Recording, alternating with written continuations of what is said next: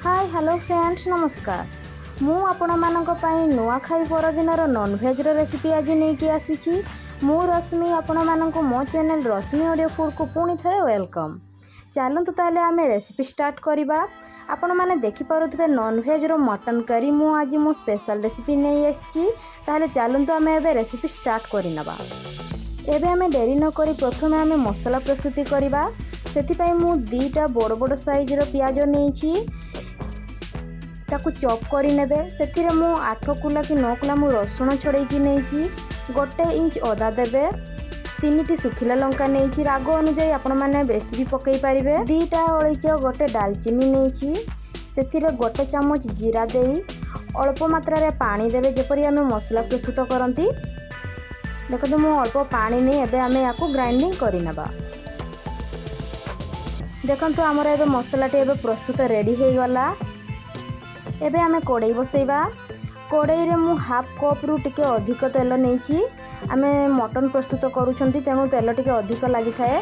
सेथिरे मु किछि गरम मसला, तेजपत्र, सुखिला लंका, 1 चामच जीरा देइछि।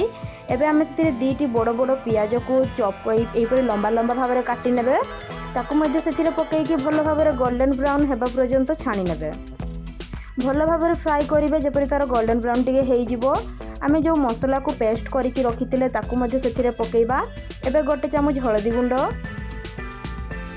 1 चामच रु हाफ चामच देबे आपण माने गरम मसला गुंड, हाफ चामच धनिया गुंड, राग अनुजाई देबे लंका गुंड कारण आमे लंका भी आमे सेथिरे सुखिला लंका आमे पेस्ट करिछे।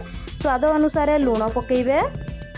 एबे ई सब को भलो भाव रे मिक्स करि नेबे। देखो यार मसलाटी आमर बहुत जरूरी, या भल भाव में कषिबे और भाजिबे नहले मटन टेस्ट भल लगिबो नहीं। देखंतु एबे मो मसलाटी भल भाव में भाजी हे आसिलानी, ताठू तेल छाड़ी गलानी। या 3 रु 4 मिनिट पर्यंत यही प्रकार भल भाव में एपट सेपट कर नाड़ुवे नहले ता तलपट लगिज। देखंतु आमर मसलाटी प्रस्तुत हो सारा पर मु जो मटन गुड़ा को रखी धोईकिना ताकू एबे पकेइकी एपट सेपट कर नाड़ी नेबे। 2 रु 3 मिनिट पर्यंत भल भाव में ही मिक्स कर नेबे हाई फ्लेम रे ही। ऑप्शनल आलू रही आपण मैंने चाहिए आलू दे भी पारिबे नहले नहीं। तापर देखंतु मु ढांकुणी दे 15 मिनिट पर्यंत लो फ्लेम रे ही कली। देखंतु एथुरो अल्प अल्प तेल काढ़ी आसिलानी। मटन एवं मसला को भल भाव में कषि नेबे जेपरि मटन रो कोनोसी स्मेल मध्य मसलार भी स्मेल नथिबो। देखंतु याकू मु कषि सारला परे देखंतु यार तेल मध्य भल भाव में छाड़ी आसिलानी। या 15 रु 20 मिनिट पर्यंत भल भाव में कषि नेबे जेपरि मसला और मटन भल भाव में कषि हो जिवो, मिक्स हो जिवो।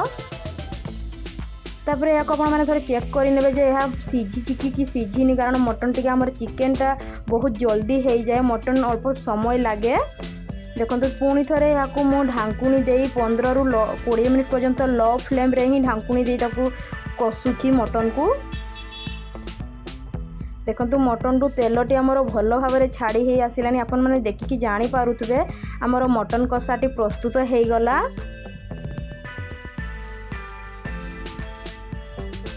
कषा मध्य जब आपण मानकर मटन टी सीझी जाइथिबो तो भल कथा, आपण माने कषारे भी खाई पारिबे। देखंतु एथिरे मो मटन टी अल्प टिके सीझीची, भल भाव में सीझीनी तेणु मो एथिरे मो अल्प पानी देकरी ग्रेवी करूची। एथिरे आपण माने जत्ते ग्रेवी करिवे ताठू टिके अधिक पानी नेबे।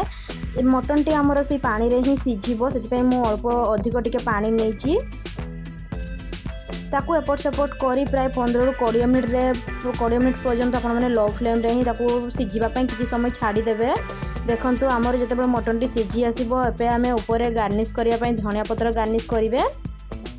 देखो आमर मटन करी आमर प्रस्तुत हो गला, जोटा कि आपण माने नुआखाई रे आपण माने प्रस्तुत करि पारिबे। याकू भात रुटी सहित आराम रे खाई पारिबे। बहुत टेस्ट, बहुत इजी वे रे एवं आमर घरोई सामग्री रे ही ए रेसिपीटी प्रस्तुत होईछि। घरे निश्चित प्रस्तुत करंतु, किपट लागिला कमेंट्स रे तो जणैबे।